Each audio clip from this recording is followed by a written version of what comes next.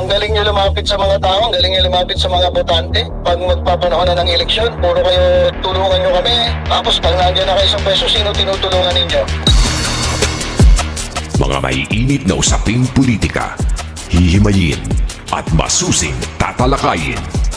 Wala ba kaming maririnig sa inyo na na para sa bayan naman, puro sarili, pero kami mga tao, hindi nyo tinutulungan, yung mahihirap, hindi nyo tinutulungan. Walang iya naman. Mga issue sa mundo ng showbiz, kikilatisin, chichikahin. Nang nag-iisang Batang Manilenyo, sino pa nga ba? Kundi si Batang Maynila Toits.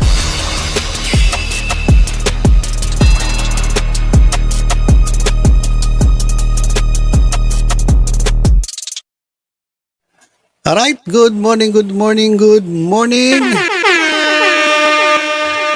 Pag-usapan natin mga kababayan, itong nangyari dito sa SMNI. Ito po kasing kanilang DZAR 1026 Sunshine Radio News YouTube channel at maging itong kanilang SMNI YouTube channel ay ginorgor ng YouTube. Ibig sabihin, di natin alam yung talagang status, pero ayon sa report,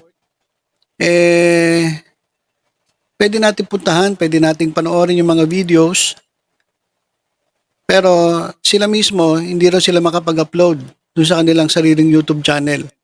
So, binan sila sa pag-upload, sa pagla-live. Pero yung existing videos na nandoon, nandoon pa naman.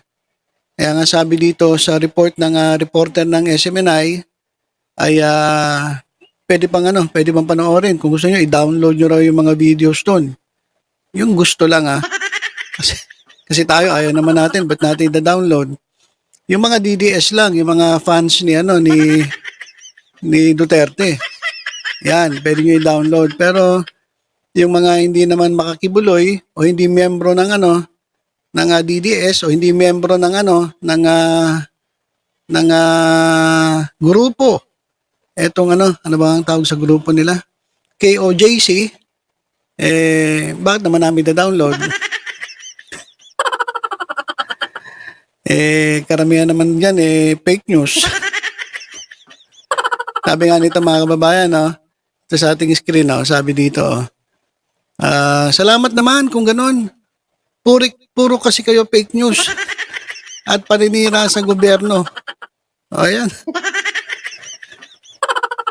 Imbis na maawa dito sa SMNI, talagang natuwa raw, nagpasalamat pa kasi puro daw paninira sa gobyerno. Matapos ito namang isa, advance din mag-isip. Ang sabi kasi, kaya daw hindi nila ma-access yung kanilang YouTube channel ng SMNI, itong DZAR 1026 at yung SMNI, dahil magaling daw ang hacker ng administrasyon ngayon. Lahat na lang ng kamalasan na inaabot ng SMNI ng mga DDS, binibinta kay Marcos Siguro pag itong reporter nito nagtae, tapos talaga nangayayat sa pagtatae, ibibintang na naman kay Marcos Basta lahat ng kasalanan ni Marcos. Ibang klase talaga itong mga ito. Magaling daw ang hacker ng administrasyon ngayon, kaya kayang-kaya magbayad para ma-hack ang isang account para lang mawala ang nagbabalita ng katotohanan. Wow Talaga lang ate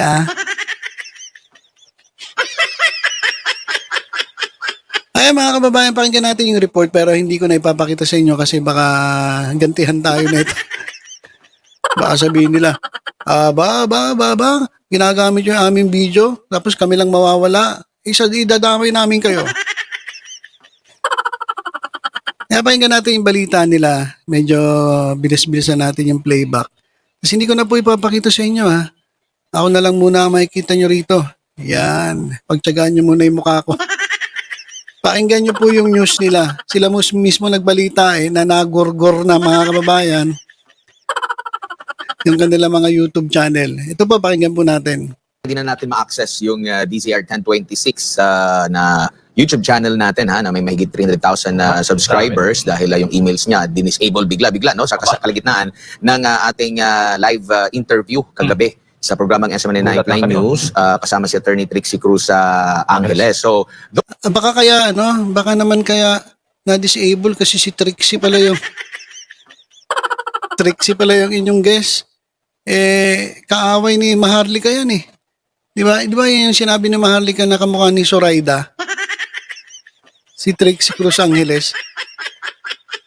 Loko talaga to si Maharlika no? Pati yung mga kampi niya, ginagawa ng istoryahe ba? Kamukha daw ni Zoraida eh. Bastos talaga to si Maharlika eh. Ano ba raw nangyari?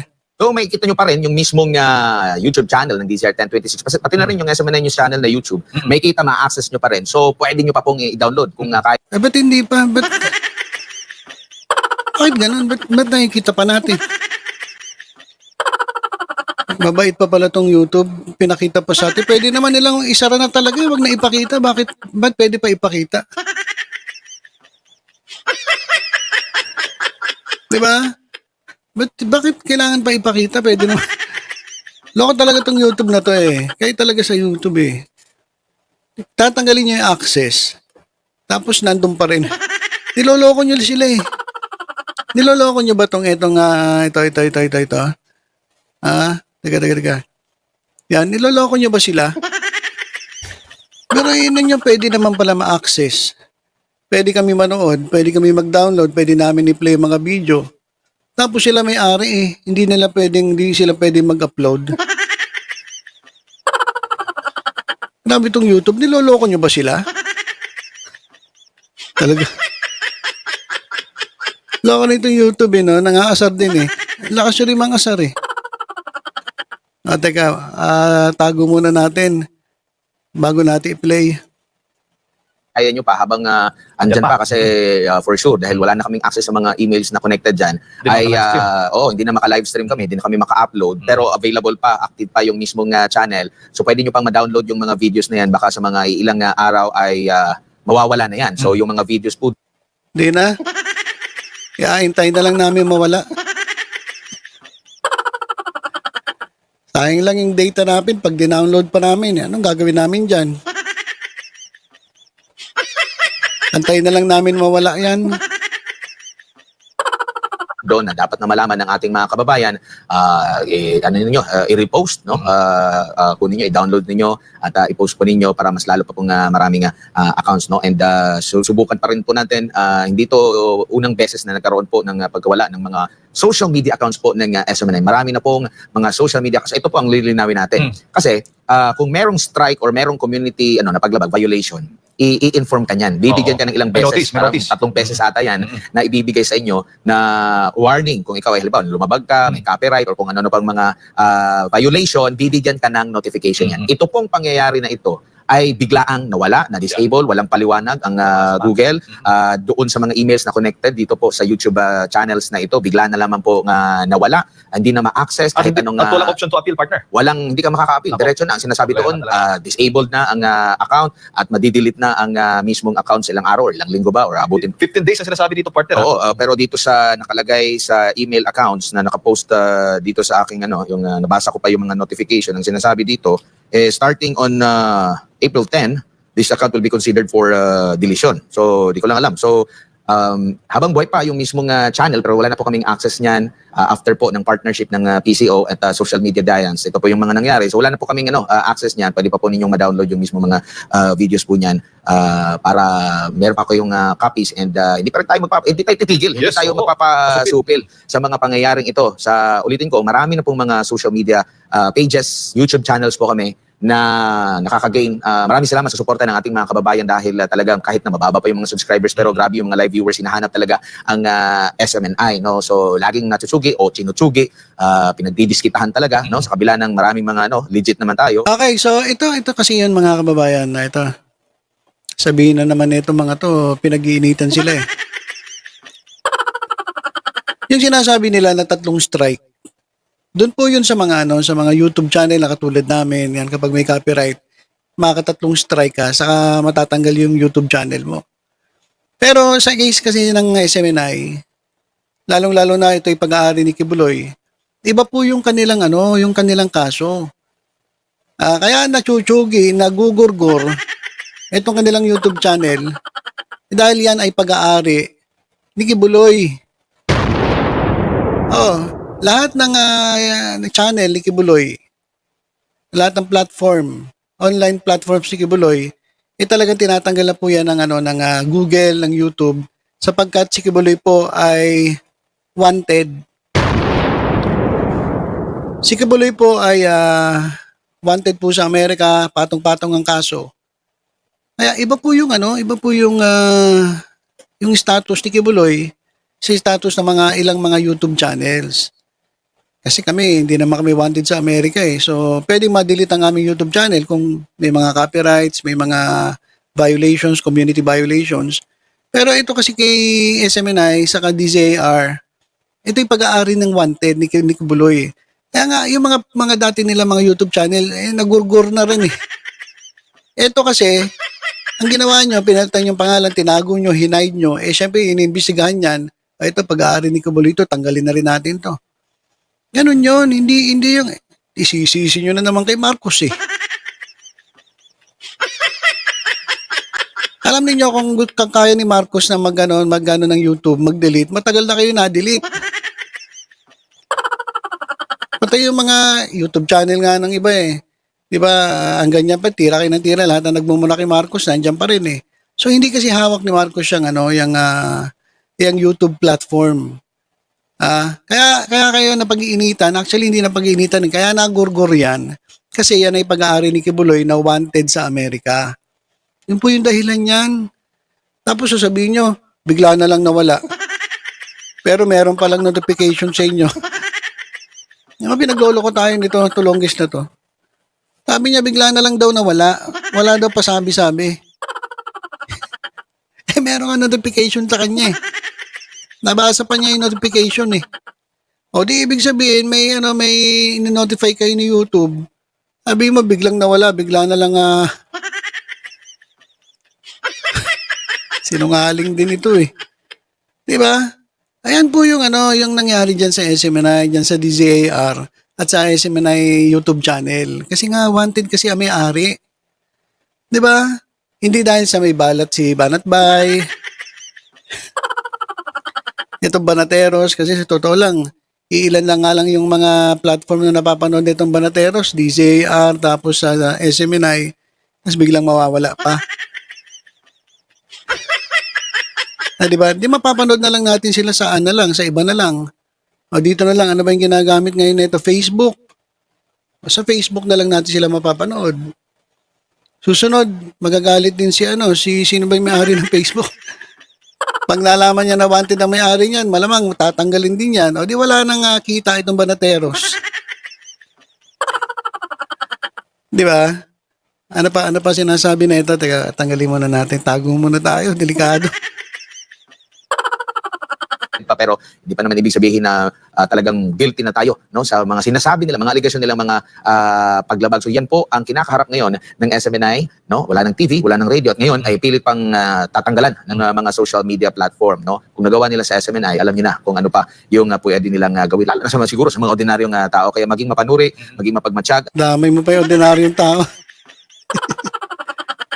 Kaya yung tanggal yan kasi wanted si Kibuloy. Hindi mangyayari sa ordinaryong tao. Dinamay mo pa yung ordinaryong tao. Sabihin nyo na naman, si Marcos ang may kagagawa nito. Ang dahilan yan, wanted si Kibuloy. At naka-ban siya dyan sa Amerika. Lahat ng platforms, YouTube, susunod na yung Facebook, abangan mo. Yan ginagamit nyo ngayon sa Facebook. Malapit-lapit na kayo, sigurado na kayo dyan. Kasi yan eh, sama-sama yan eh. Kapag may kaso, lalong-lalo na grabe yung kaso nito eh. Rape, child abuse, human trafficking, mabibigat yung kaso na yan. Okay lang sana kung yung jaywalking lang sana yung kaso. Sa Amerika eh, kaso hindi, grabe yung kaso eh. Kaya talagang machuchugi yan, magugurgur yan. Binibintang mo lang naman kay Marcos. Ano ba itong SMNA na to? Kaya talaga dapat matsugi na to. Teka, tago muna tayo. Bago natin ituloy. Sa ulitin natin, download nyo na, lalo na yung mga information na dapat malaman din ng ating mga kababayan na maipakalat pa natin dito po sa ating bansa. So pwede rin tayong mapanood partner sa rumble.com, maging sa ating mga SMNA.com, website. Oo, yan. sa SMNA.com din, sa ating website. At patuloy naman po kayo nakatutok dito sa mga programa at mga impormasyon inihatid po natin dito sa SMNA mga kababayan. Hindi po tayo pasusupil. Tuloy-tuloy po ang ating laban para po sa katotohanan. Okay. Balik ka na. Pwede ka na bumalik. O yan mga kababayan. Talagang hindi daw sila titigil kahit sila'y sinusupil. Sa YouTube kayo magreklamo. Sa Google. Bibintang nyo na naman kay Marcos yung ginawa dyan. Hindi naman, wala naman kasalanan si Marcos dyan.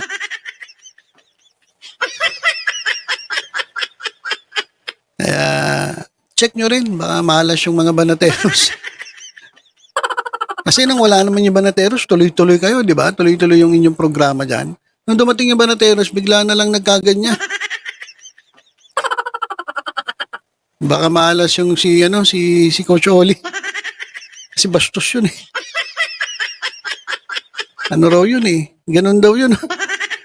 Pati nga si Mima Alicia, comments, ginaganunan daw.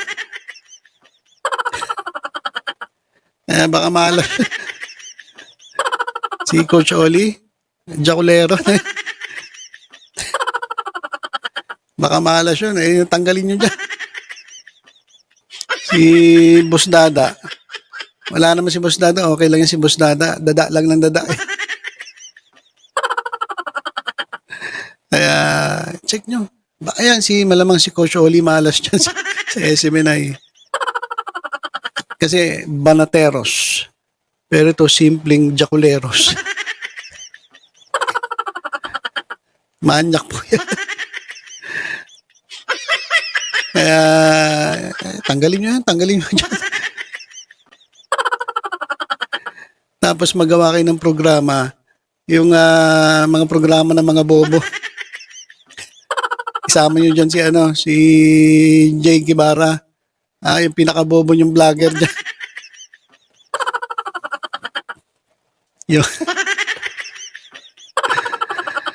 Ay, nako. Hindi lang bobo, scammer pa pala. Alright, so yun lang mga kababayan. Nabalita lang na talagang nagurgur na. Itong SMNI YouTube channel nila at yung DZR 1026 Sunshine Radio News YouTube channel.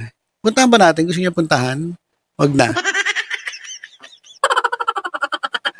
Wag na, baka madamay tayo sa malas ni Coach Oli. Baka pagkatapos gumanon, hindi pa naguhugas. Tapos papasok sa SMNI, hahawak dun sa mic. Kaya nadadamay yung SMNI. Malas, di naguhugas. Alright, so yun lang mga kababayan. Tutok-tutok lang po dito sa Batang Maynila. To, sa iba pang updates. Ingat po tayong lahat. God bless po. God bless.